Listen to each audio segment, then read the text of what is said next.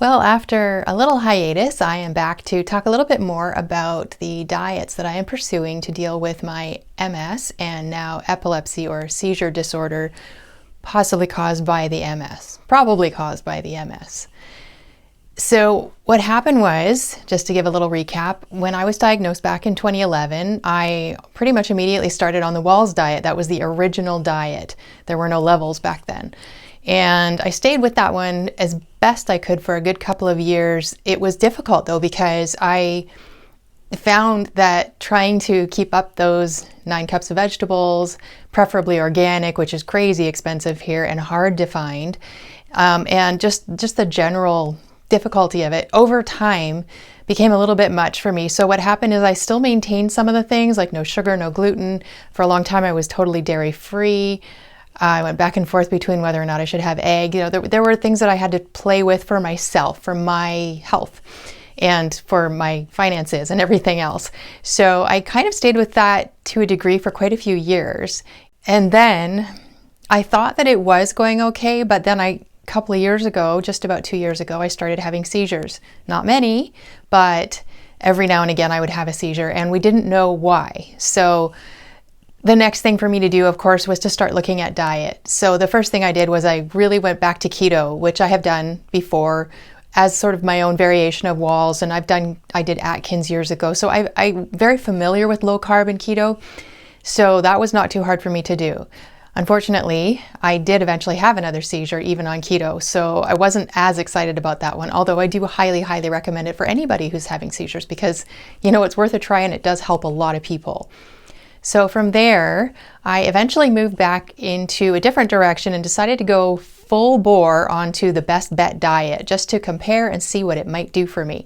And the best thing about me doing that was I am kind of an all or nothing type of person, so I'm going to jump in completely when I want to do something like that. So that's what I did. So I spent about 4 months doing to the letter the Best Bet diet, and did spend a fair amount of money on buying foods that I wasn't normally eating in the past for quite a while. So that was interesting too, but it also was exciting because it gave me an opportunity to try all kinds of new recipes. And with Best Bet, there are so many recipes and options, and there's some great support online as well that I really, really appreciated. And ultimately, what I found was that doing the Zoom meetings with the Embries and also just learning more and more about the diet, there are some really great things that I learned that I think Best Bet is solid about. And there are some other things that kind of don't seem scientifically correct to me and to other doctors. I'm not a doctor, but to doctors other than Dr. Embry. So I started to have a few questions about it. I stuck with it anyway, and I am still following the protocol for the most part. But what I am now doing is what I know some people have been calling something like a Frankendiet, because I'm not the only one doing this. And that is kind of meshing together Wahls and Best Bet diet, taking the best of Wahls and the best of Best Bet diet and working them together, because there is quite a bit of overlap between the two. So it is possible. It's still a learning process, and it's going to depend on what your particular food needs and sensitivities and allergies are. I did do a food test, one of the crazy expensive food sensitivity tests, and learned a few interesting things, found that most of my sensitivities are non-existent, so that's great. I'm happy that so much came back good. At the same time, I still know there are certain foods that I'm just going to avoid anyway because I think it's better for me overall. So I did go 100% dairy-free on Best Bet diet, and now that I'm mixing in Wahls, I'm going to stay 100% dairy-free.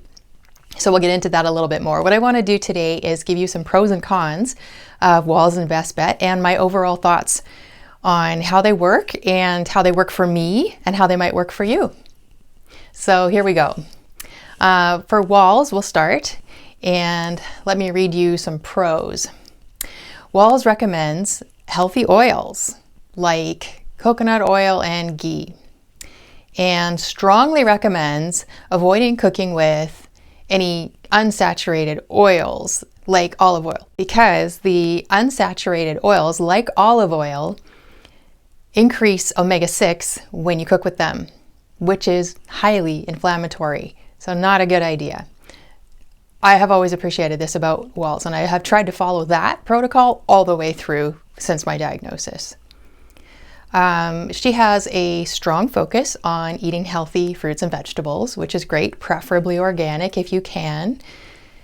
Dr. Wahls is a medical doctor. She's an internist who is now following this whole protocol and has set up this whole thing in her practice. So she has a lot more medical training than Dr. Embry does. He's also a scientist, but he's not a medical doctor. And I think there is a bit of a difference there. Dr. Wahls has a personal motivation for her diet because she has MS, and she is continuing to do research and learn and study and figure out what's going to work best for a variety of different people with MS. So she has a vested interest, and also this just expands out to all the other people that she wants to care for as well. She provides a lot of information about nutrition and supplements. If you've read her book, which I recently was able to do, and I'm very, very thankful for that, she first started her diet by increasing her supplements and trying to get all of these different nutrients that she wasn't normally getting in her diet. And then she started to find that there are foods that she could eat to actually do that are just not a regular part of the standard North American diet. So she started really focusing in on what you need. And I greatly appreciate that because that kind of information helps me to decide what I need. Dr. Wahls has many suggestions for how to get in shape, how to stay in shape, how to be active and take care of your own body. And because she's coming from a situation where she herself was an athlete, she was very athletic, and MS took that away from her. She got to a point where she couldn't walk even. She was in a tilt recline wheelchair, if you've seen that. And so she understands it's not just about be active, it's about how can you be active right where you are? How do you start being more active? And how do you work with the limitations that you have so that you can still be active, but not as active as somebody who's totally healthy, because that's not possible, right? So now let's look at some cons from the Wahls diet that I have found. First of all, I would say the most difficult thing with her diet is that it's expensive to learn.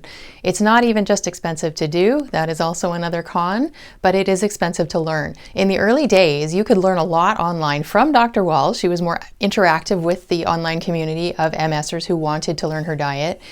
Nowadays, you have to pay a lot of money to buy her resources, her books, her recipe books, and there's an app that you can join that costs a large amount of money monthly to be a part of. And apparently, from what I've read, people are not loving that app very much and finding it's not worth the money. So that's a problem for me because I understand that she's trying to raise money to continue to fund her research, and that's a good thing, but at the same time, it's so money focused that it feels like the standard MS patient who can't go there and see her has no hope with what she's offering because you have to spend so much money just to get access to it. So that is a pretty major negative, and it's different than it used to be. You used to be able to get this information pretty easily.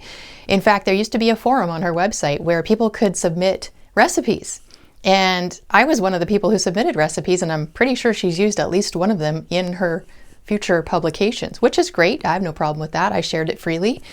But at the same time, now people can't get the same access to those things that they used to be able to. So that's not great, in my opinion.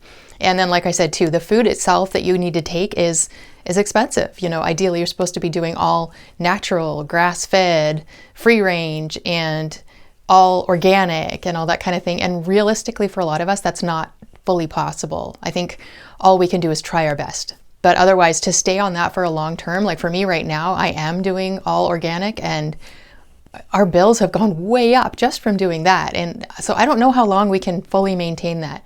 I hope for a long time because I am trying to help my health as best I can. But yeah, realistically, it's a sad thing. But in North America especially, you just can't do organic very well. Everything is so GMO and laden with chemicals that it's hard to get away from that, and no wonder we're so sick, right? So that is sadly a negative, not Dr. Wahls' fault, just a really hard thing to do in North America. One of the concerns I have is that Dr. Wahls does use the theory of evolution as the foundation for her research, and that makes me sad because it's just a theory. There is no science there because you cannot test history. with scientific method. And so, but she's committed to it, and I know most scientists are these days, sadly, but that's a con in my book. Some of you probably don't care about that. I personally do. I think that definitely discredits some of what she's saying. Not all, but some, or at least gives you pause to say, is this really scientific? Dr. Wahls also recommends New Age or occult therapies such as Reiki and yoga and other things. And I definitely will not be using that as part of the protocol for sure. And I recommend that none of you do either, because that stuff, although I know some people do say, actually a lot of people do say that these things are super helpful for them, they are occult. They are dabbling with demons, and we don't need to be doing that. There are better ways. There's stretches you can do. You don't have to do yoga. And Reiki is just so blatantly occult that I think most people that even do it must have some little feeling somewhere in there going, yeah, this is not okay. There's something weird about this. And again, there's so many other options out there. We don't need to be playing with that kind of stuff. So it's unfortunate. I understand as a secular person, she's going to recommend stuff like that because it seems harmless, but it's not. So that's another con in my book. Okay, this might be the biggest con or negative. Dr. Wahls highly, highly, strongly recommends liver and organ meat. Yeah, I hate it. In the beginning, I did work really hard to include this in my diet, and I did hate every bit of it, but I did eat it. And I learned a lot about how to cook it and how not to cook it. I still didn't like it, but I did it. And then I cut it out completely because I just got sick of it, and it was just so gross. I just didn't want to do it. So more recently, since I'm moving back more into Wahls, I am doing liver and a variety of different organ meats. And I did learn along the way, one tip I can give you right away is, if you really don't like liver like me, stay away from all the beef products. Go with chicken, turkey, maybe pork. There's a variety of other ones that you can get out there. And for sure, I can say so far from experience that chicken and turkey are significantly lighter in flavor. So there's a lot more that you can do. I just recently learned a pate recipe that I can do with ghee, and I'm quite happy with that. So, and that goes back to one of the pros actually, is that she does recommend using ghee, and ghee does help with flavor a little bit. It is a helpful product to cook with. And so I'm kind of happy with that, because even though I'm non-dairy, it's nice to have ghee available to me. I do use a lot of coconut oil as well, but it is nice to mix things up from time to time. And another con is that she recommends a lot of protocol, a lot of processes and things to do that the average person can't do. So expensive therapies and things like that, which I'm sure are all great to try, but realistically, I mean, especially for me in a smaller city in Canada, none of that stuff is available at all. And if you're wealthy and you're doing all this, then you're probably going to jump fully into it. And I think that's probably a great idea. It's just not achievable for most of us. So it would be nice if she could find, if it's even possible, alternatives for some of these more expensive protocols.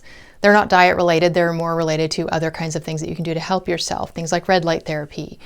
And you know, there's some different muscle work that she has done that has been super helpful for her.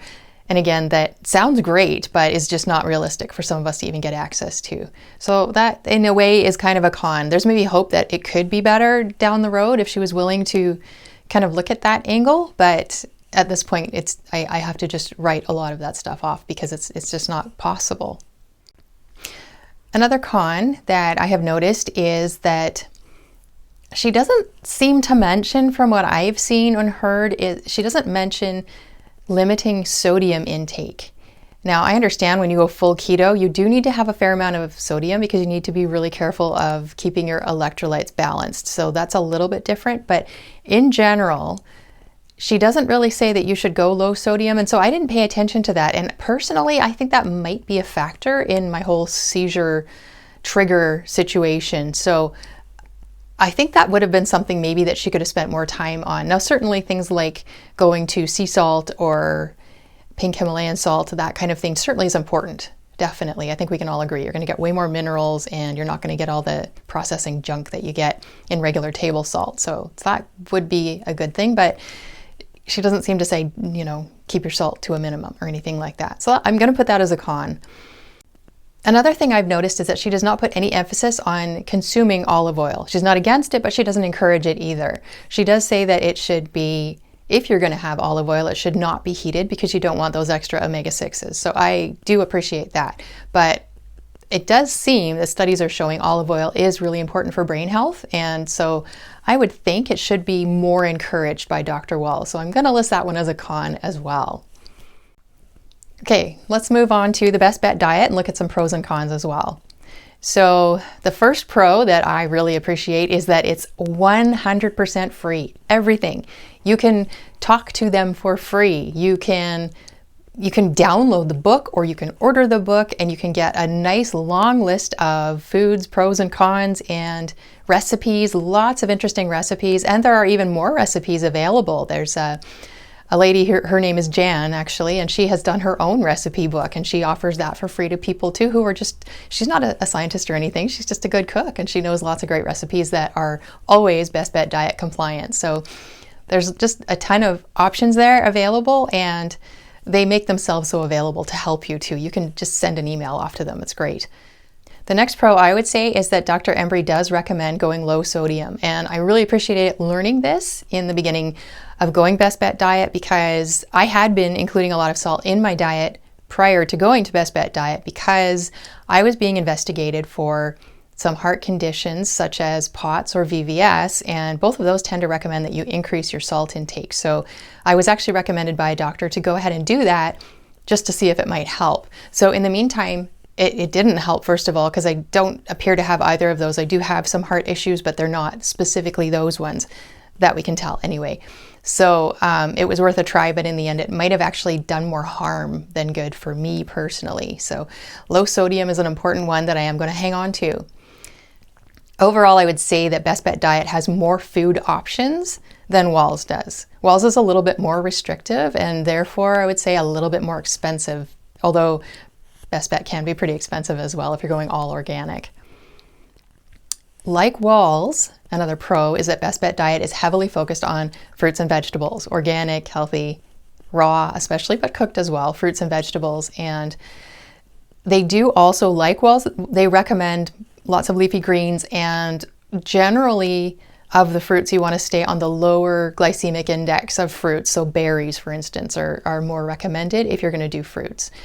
And the higher sugar fruits like mango, which is my favorite, those are not against the rules, but they're not recommended. So they would have to be a very rare treat generally. And then of course Wahls, if you're on the top level, then you wouldn't want that either because you're doing more of a lower carb. But that's getting back to Wahls. So focusing more on another pro from Best Bet. This goes back to it being free, and that is that they offer monthly Zoom meetings that you can log into for free, and you can ask both Matt and Dr. Embry anything about the diet that you want. They get a lot of the same questions. I've joined some of those meetings now, and of course they get the questions. Should you have ghee? Shouldn't you have ghee? There's a variety. Should you have canola oil? Should you not? They have a lot of, there's a lot of questions that are not on the website, and hopefully they'll have an FAQ that they'll maybe list on the website so that people can find out much more easily and not have to keep answering the same questions. But it's very cool of them to make themselves available every single month for like an hour for people to ask questions, and they give very detailed responses. So that's really, really nice of them. And they do the whole thing for free. They're not making any money off of this. They're just, it's this great outreach that they're doing. So big, big props to them for doing that. Such an opposite thing to Wahls. Another major pro, just like Dr. Wahls, Dr. Embry is very invested in all of this because he cares about his son. It's not his own personal MS, it's his son's MS. And so he loves his son and wants him to be well. So he has put a great deal of time and effort to learning how to take care of his son, and he's done an amazing job. Matt does not have relapses. He doesn't even go to a neurologist. He doesn't even go to the MS clinic. He doesn't get MRIs because he doesn't need to. He's just healthy. So, that's awesome. It works for Matt. It doesn't always work for everybody else. I recognize that, but it's really cool that he's so committed to all of that. And he also does the diet for himself, just for his own health in general. So that's also really cool. He knows what he's doing. And much appreciated that he does all that. And the last pro I'm going to list is the extra virgin olive oil that they highly, highly, highly recommend.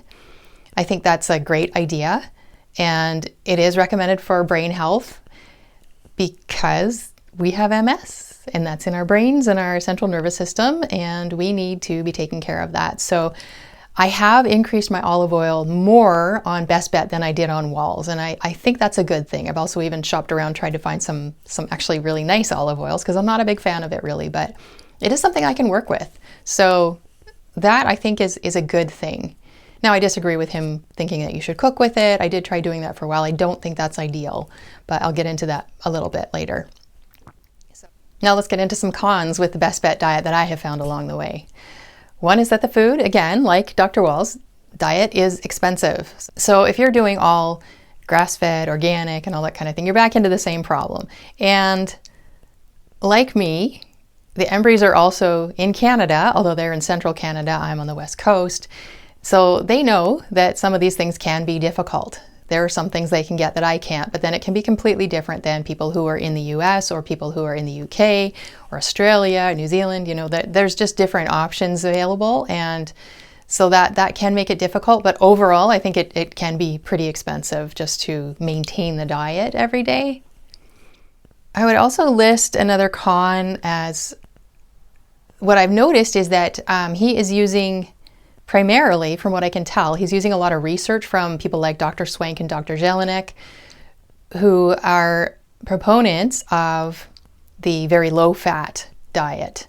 And there certainly are some pros to that as far as people who cut out fats and they cut out the sugars and they cut down on the grains do find that they can benefit greatly. And I know there are people who are doing the low-fat version of these diets and finding it hugely helpful for them, like transforming helpful for them for their MS or chronic illness in general. So that's really useful for a lot of people. However, it is kind of the older science, and newer science, newer discoveries are suggesting that for a lot of people, going lower carb and increasing your fats, healthy fats, is good for you.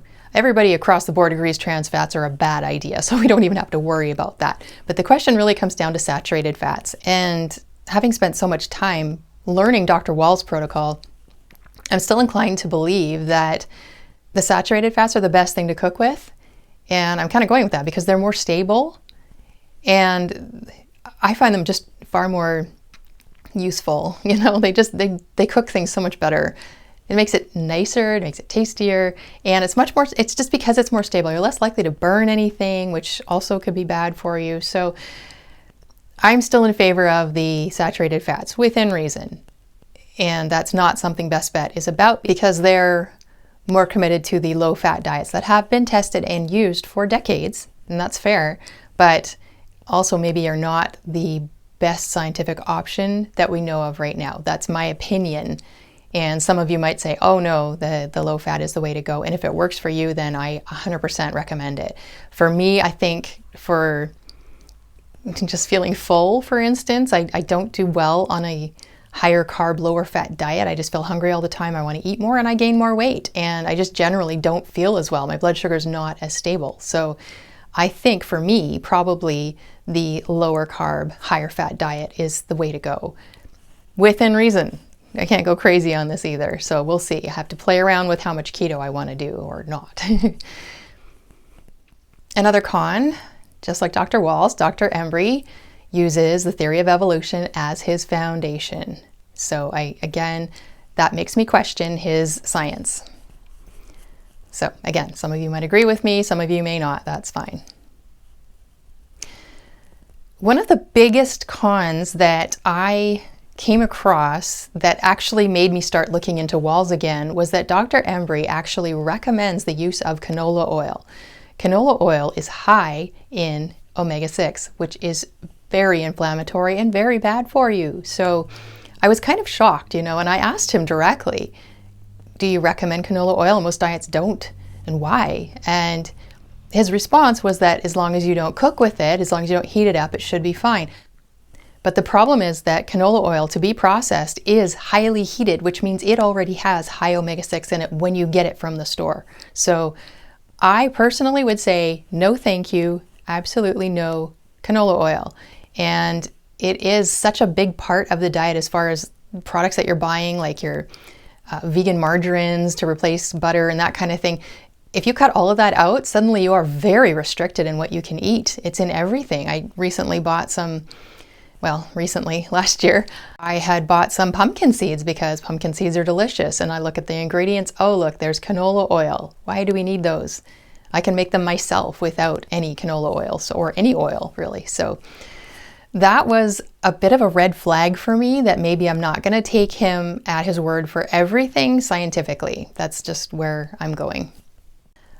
Dr. Embry is also very, very, very against ghee. He does not recommend using it, even though it is a clarified butter. It's supposed to have all of basically the dairy portions, the casein, removed from it. And there is a lot of debate that goes on about that. Dr. Wahls recommends ghee. And Dr. Embry says absolutely no, no, no, no ghee ever. And he's so, like, you can almost see him rolling his eyes, he just, no. People ask him, I think every meeting, can we have ghee? And I know ghee is one we have to be very careful with, because if you do have really high sensitivity to things like casein, there can be trace amounts in the ghee. Dr. Wahls doesn't consider that to be a big deal. Dr. Embry does. And I said to Dr. Embry, I have a relative who has an actual casein allergy and she can't have ghee. So yes, is there potentially a tiny little bit of it in there? Yeah, there is. But you have to decide if that's going to be enough of a problem to not have ghee. So that's personal. But in the end, when I look at everything that he has said that I've been able to find and everything Dr. Wahls has said that I've been able to find, I'm inclined to go with Dr. Wahls at this point. If I find I'm still having any issues, I would certainly cut it out. But right now it's helping me to cook things that I couldn't have before, and just opens up the recipes for me. And for instance, I recently came across a recipe for pate so I can get my organ meats in me, and it includes ghee. And I tried it and it's actually pretty decent. I don't mind eating it at all. So I'm going to take that one as a win. Another con, this is kind of a con, it's not a huge con, but that is that Dr. Embry is a geologist. He's not a medical doctor. He's not a nutritionist. He doesn't have that background. So research is a huge part of what he does, which is awesome, but he's not going to have overall as much information as Dr. Wahls would, because that is her field. So I am going to list that as a con, kinda. Another con, again, kind of a con, is that Best Bet Diet does focus a lot on exercise, and Matt especially. He loves to share stuff on social media about all the fantastic exercise he's getting, and it does sound great. Even in Alberta, where they have a lot of snow a lot of the year, so I think it's probably in some ways kind of harder to get really great exercise, especially outside. So that's really great. But the reason I call it a con is because there is not a lot of focus on people who have MS that is limiting their ability to function, their ability to walk, their ability to run, their ability to just have energy to do things through the day, which is something that I personally struggle with a great deal. I have a number of other health issues that make generally working out very difficult for me. And I also have severe chronic fatigue, which means that I'm very limited on how much I can do. I love that he's so motivated and he wants people to be motivated, but I think in some ways it can feel kind of deflating for some of us, because it's like, I just can't do anything close to what he's doing. I'm sure it is really, really good for his body and it's helping him fight the MS. I'm in a situation where it's not easy to fight my MS that way. And I know I'm not alone in that. A lot of us are dealing with that. So I would love to see that grow a little bit more as far as how you can help people who have limitations. And I know he has talked to other people. He's interviewed other people who have limitations and are still out there working. And that's great. And I appreciate that. I hope that they focus on that a little bit more, though, especially Matt himself. I'd like to see him focus on that a little bit more. As I kind of already mentioned, another con is just that they do recommend cooking with unsaturated fats or oils, because they're about limiting saturated fats. They believe it's very inflammatory to the brain, whereas Dr. Wahls believes it's very healing to the brain to cook with saturated fats. So there's kind of a mix there. And every time you cook with unsaturated oils, you are increasing your omega-6s. So that's a pretty big con too. That's related to the canola oil, but there's even more than that. They recommend cooking with pretty much any kind of unsaturated fat, and I think that's a bad idea. Dr. Embry, as my final con, also doesn't know a whole lot about supplements. He has obviously researched some things, which is great, but there's a lot he doesn't know. I've noticed in the Zoom meetings, this was kind of another red flag for me, that people often ask what kind of magnesium and how much magnesium should you take, because it is really, really important for MS. It's important for most people, really. And he just recommends getting the magnesium citrate at Costco because that's what he does.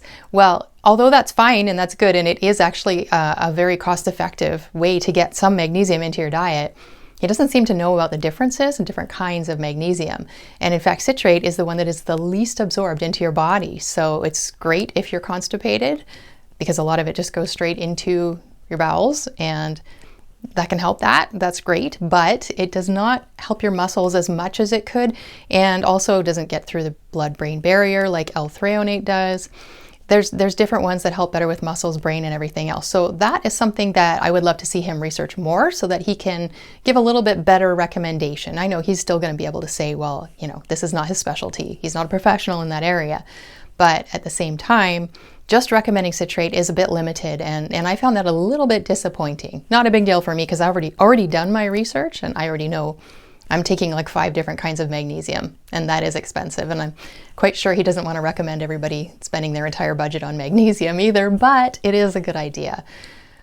So both diets have a lot of overlapping pros and some cons even, and both recommend, for instance, lots of vegetables and fruit, which is great, preferably organic if you can. Again, so that's a great overlap. You just keep on doing that no matter which diet you choose.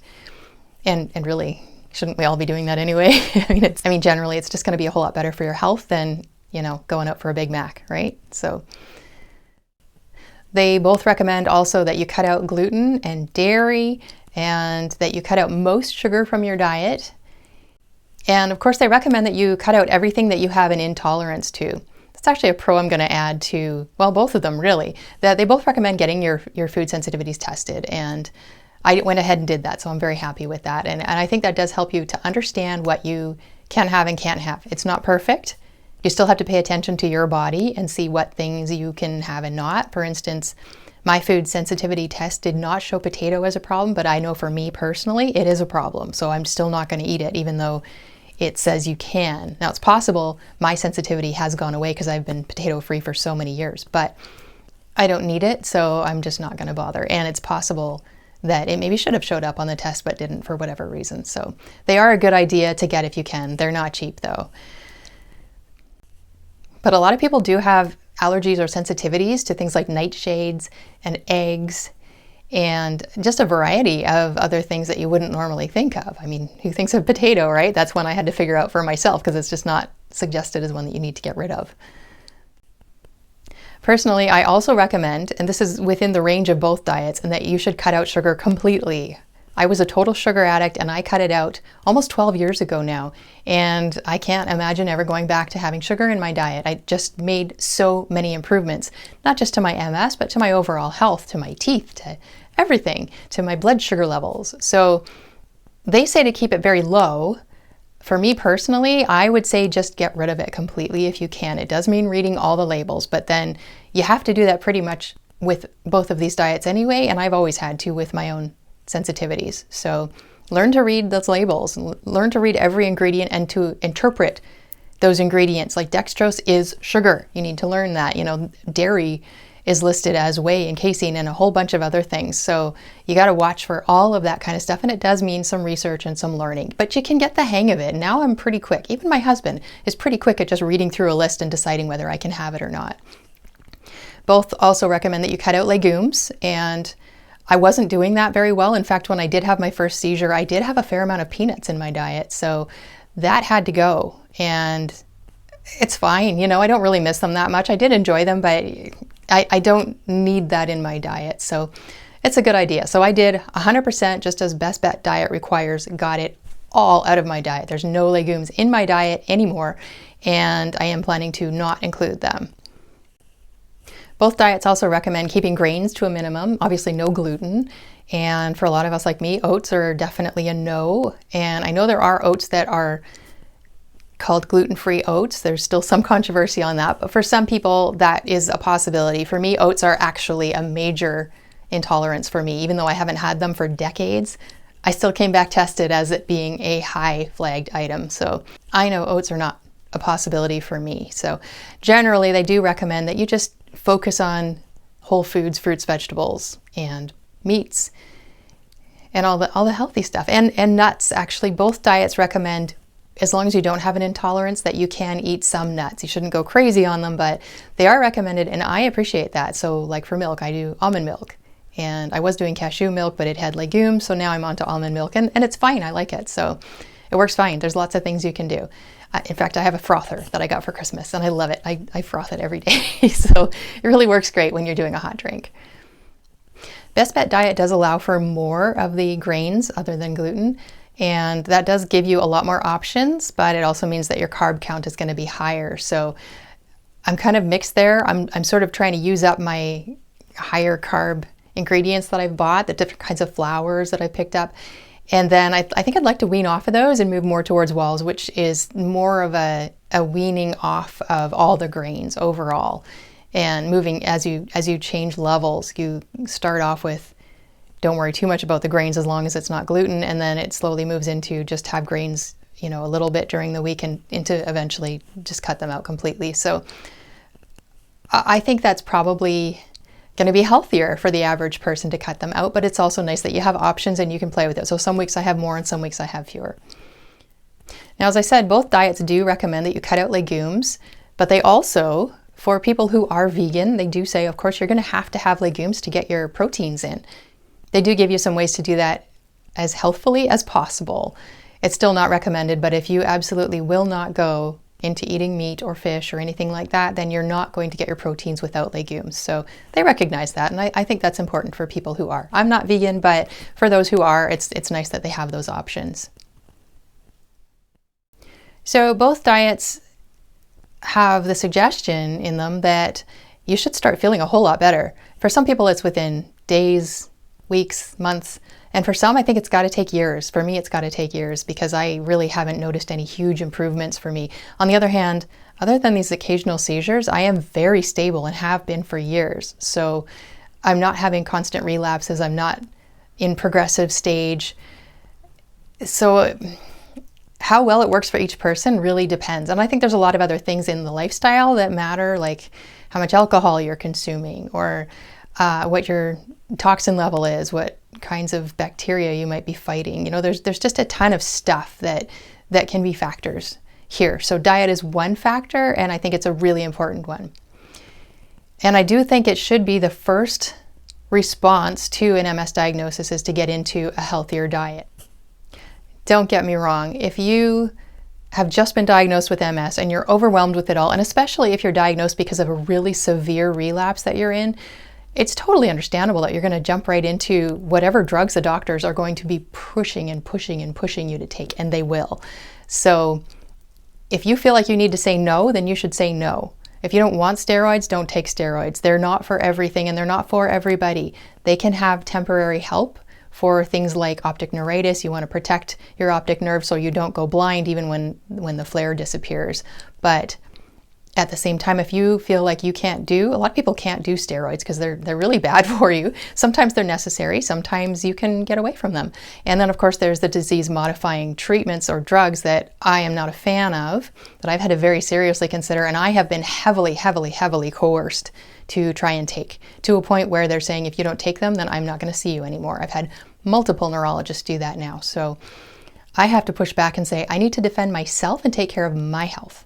And it matters to me what my quality of life is. It matters to me whether this drug is going to do anything good or if it's going to cause a lot of other problems that I don't need added to all of the stuff I'm already dealing with. So that is still an ongoing challenge. And I get it that there are lots of you going through those challenges too. And you might be on disease modifying drugs right now.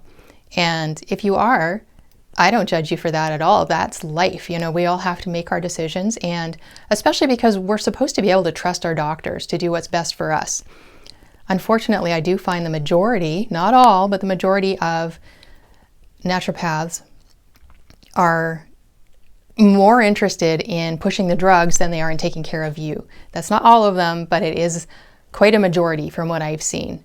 to a point where there are a lot of MSers who just don't even deal with neurologists anymore because it's just so hard to get through to them. It's so hard to get them to see you as a real human being, a real person.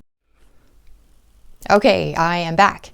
I had to take a little break, but I just wanted to finish up talking about my experience with neurologists for my MS. Most of them, as you may know if you've watched my other videos, have been kind of a negative experience for me.